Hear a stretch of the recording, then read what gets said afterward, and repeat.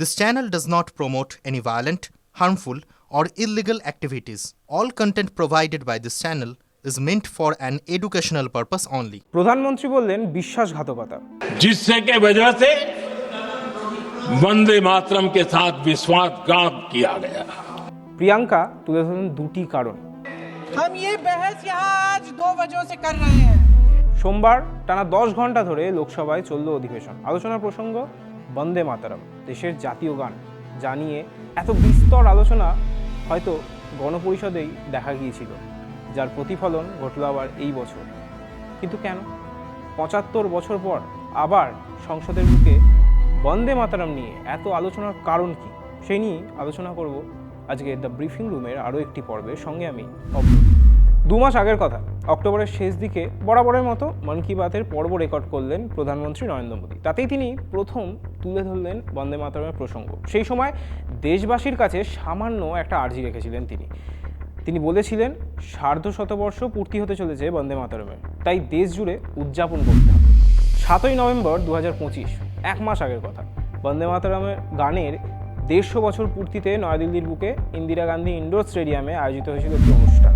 তাতে যোগ দিয়েছিলেন প্রধানমন্ত্রী নরেন্দ্র মোদীও। সেখান থেকেই বিতর্কের সূত্রপাত ঘটালেন তিনি। কংগ্রেসের বিরুদ্ধে বন্দে মাতরমকে খণ্ডিত করার অভিযোগ তুললেন মোদী। বললেন 1937 সালে বন্দে মাতরম থেকে বেশ কয়েকটি গুরুত্বপূর্ণ স্তবক বাদ দেওয়া হয়েছিল। বন্দে মাতরম গানকে খণ্ডে খণ্ডে ভেঙে ফেলা হয়েছিল। দেশভাগের বীজটাও ঠিক এই জায়গা থেকেই বপন করা হয়েছিল।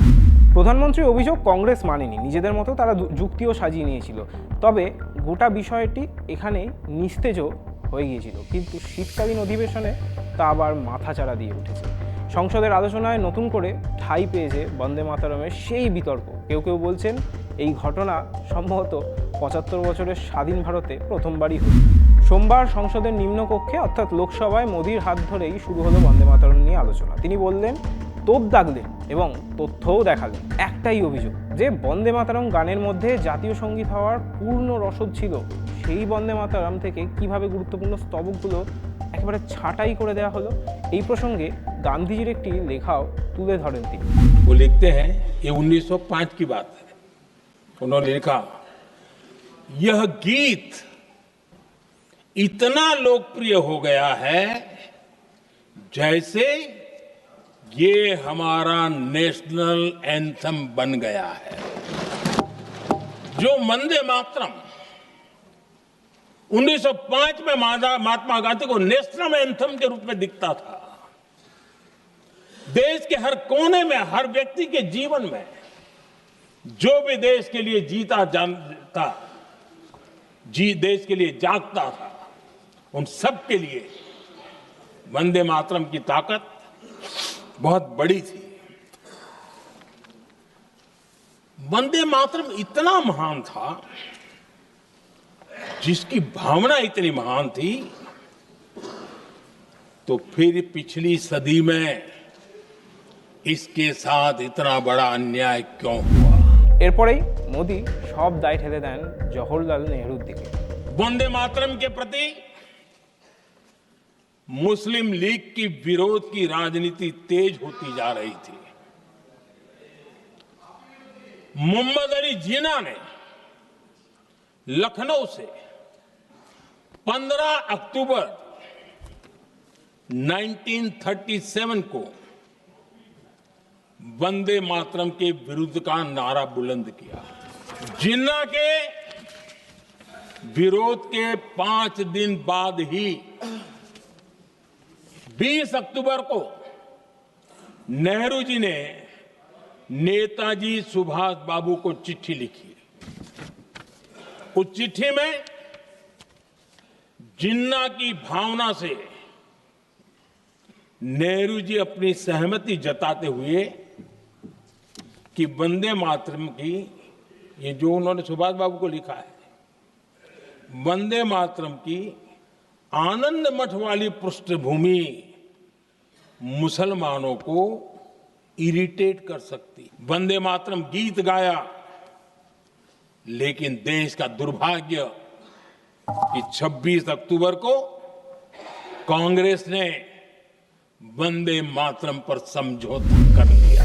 সব কিছুর জন্য দায়ী কংগ্রেস আর কলকাঠি নেড়েছে মুসলিম লীগ, সাফ বুঝিয়ে দিলেন প্রধানমন্ত্রী। কিন্তু কংগ্রেস তারা কি এই অভিযোগ মেনে নিচ্ছে? दे रही हूँ जो वंदे मातरम की जो क्रोनोलॉजी है वो भी आप समझिए, जो असली क्रोनोलॉजी है। तो जो मोदी जी ने पत्र सुनाया सदन में 20 अक्टूबर का और कहा कि जवाहरलाल नेहरू जी ने बोस नेताजी को ये चिट्ठी लिखी और ये कहा कि इस पर चर्चा होनी चाहिए, उससे पहले 3 दिन पहले नेताजी सुभाष चंद्र बोस ने पंडित जवाहरलाल नेहरू को एक चिट्ठी लिखी थी जिसका जिक्र आपके प्रधानमंत्री ने नहीं किया। নেহেরুর যে চিঠির কথা উল্লেখ করলেন প্রধানমন্ত্রী, সেই চিঠিকেই আবার তুলে ধরলেন প্রিয়াঙ্কাও। सुन लीजिए, my dear Jawahar, reference Vande Mataram, we shall have a talk in Calcutta and also discuss the question in the working committee if you bring it up there.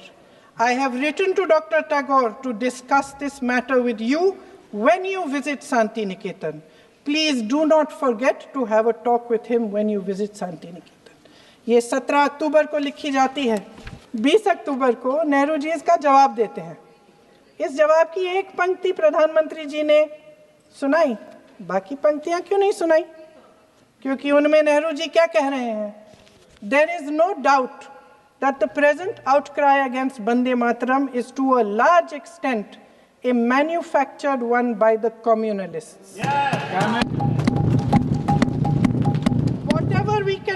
Whatever we do, we cannot pander to communalists' feelings, but to meet real grievances where they exist. I have decided now to reach Calcutta on the 25th morning. This will give me time to see Dr. Tagore as well as other friends. फिर क्या होता है? फिर नेहरू जी कलकत्ता जाते हैं और गुरुदेव जी से मिलते हैं और उसके अगले दिन गुरुदेव जी एक चिट्ठी लिखते हैं जिसमें वो लिखते हैं, अंग्रेजी में चिट्ठी है, उसका एक अंश मैं आपको हिंदी में बता देती हूँ, जिसमें गुरुदेव जी कहते हैं कि जो 2 अंतरे हमेशा गाए जाते थे उनका महत्व इतना गहरा था कि उस हिस्से को कविता के शेष हिस्से तथा पुस्तक के उन अंशों से अलग करने में उन्हें कोई कठिनाई नहीं थी। उन्होंने ये कहा कि स्वतंत्रता संग्राम में हमेशा से वही 2 अंतरे ही गाए जाते थे और उनको गाते हुए कुर्बानी देने वाले सैकड़ों शहीदों के सम्मान के लिए उन्हें ऐसे ही गाना उचित रहेगा। उन्होंने यह भी कहा कि बाद में जोड़े गए अंतरों का सांप्रदायिक मायना निकाला जा सकता है और उस समय के माहौल में उनका इस्तेमाल अनुचित होगा। इसके बाद 28 अक्टूबर 1937 में कांग्रेस की कार्य समिति ने अपने प्रस्ताव में वंदे मातरम को राष्ट्रगीत घोषित किया।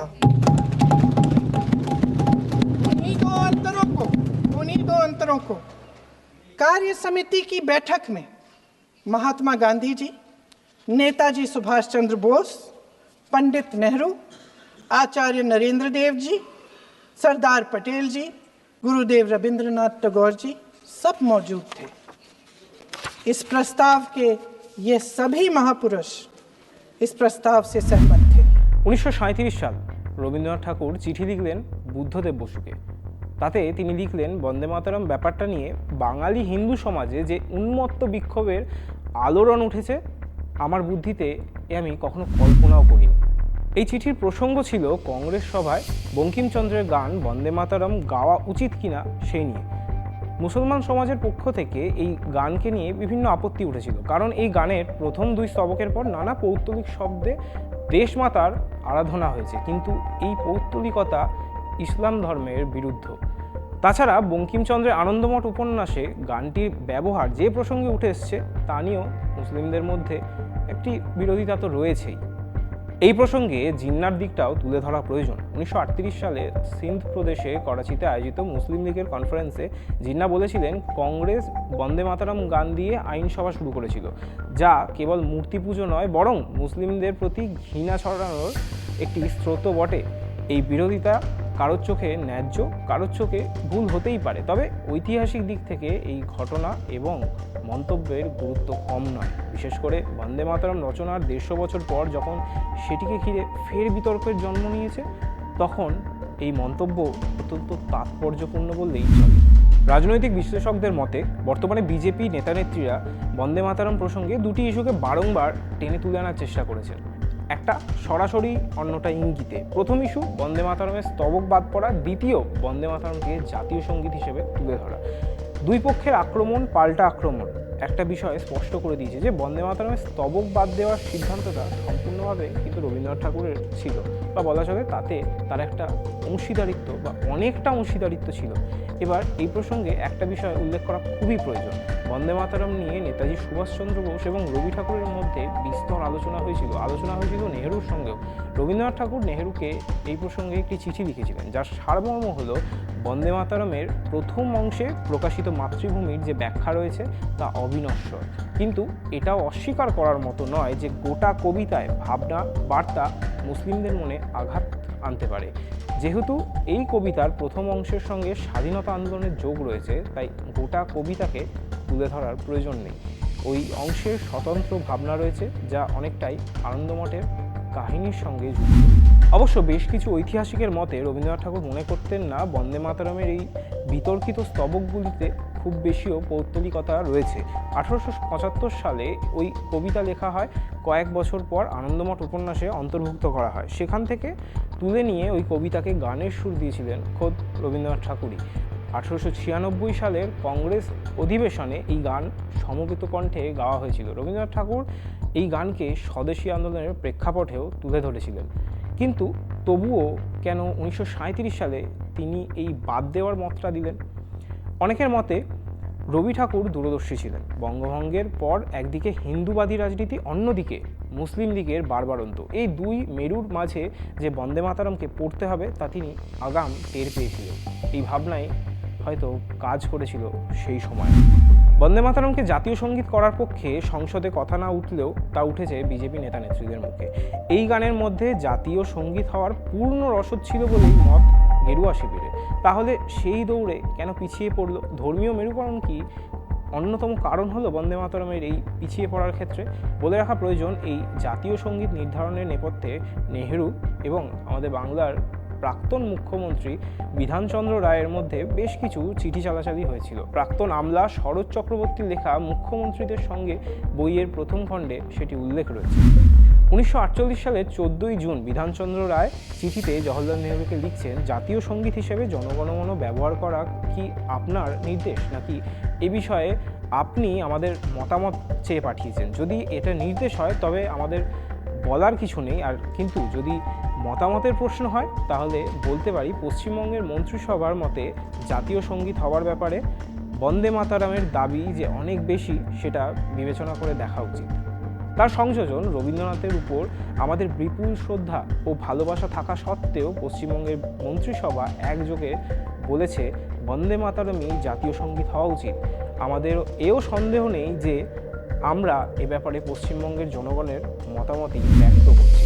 এই চিঠির উত্তর দিয়েছিলেন নেহেরু। তিনি লিখেছিলেন, বন্দে মাতরমের ব্যাপারে কয়েকজন মুসলিম যে আপত্তি করছেন সেটা কোনো কাজের কথা নয়। এই চিন্তাটা এখানকার অনেককেই প্রভাবিত করতে পারেনি, কিন্তু আমাদের মধ্যে অনেকেই এবং তার সঙ্গে আমিও বিশেষ করে অনুভব করি এখনকার পরিস্থিতিতে জাতীয় সঙ্গীত হিসেবে বন্দে মাতরম একেবারেই খাপ খাচ্ছে না। জাতীয় সঙ্গীত এমনই হবে যাতে জয়ের কথা থাকবে, আশা পূরণের কথা থাকবে, অতীতে কি সংগ্রাম করা হয়েছিল তার কথা নয়। তিনি আরও যুক্তি দিয়েছিলেন, আমরা বহু নামকরা সঙ্গীত বিশারদদের পরামর্শ নিয়েছি, তার মধ্যে বিদেশের সবথেকে বড় অর্কেস্ট্রা ও পরিচালকও কেউ আছেন। আসলে ভালো অর্কেস্ট্রা বা মিলিটারিতে বাজানোর পক্ষে বন্দে মাতরম তেমনই জুৎসই হচ্ছে না। জনগণমনর এমন একটা লালিত্য ও তাল আছে যা ওই কাজের পক্ষে খুবই উপযুক্ত বলে সবাই অনুমোদন দিয়েছেন। এই জাতীয় সঙ্গীত হওয়ার দৌড়ে বন্দে মাতরম যে অন্যতম দাবিদার ছিল তাতে কোনো সন্দেহ নেই, কিন্তু ভারত ভাগ্য বিধাতা ছিল তার উপরে। এর আরও একটি অন্যতম কারণ ছিল রবি ঠাকুরের জনগণমনতে বর্ণিত অবিভক্ত ভারতের কথা, সেই সময়ে দাঁড়িয়ে মানুষের মন যেন একটু বেশি ছুঁয়ে গিয়েছিল, এমনকি ছুঁয়ে যায় আজও। আপনারা দেখছিলেন টিভি 9 বাংলা ডিজিটাল।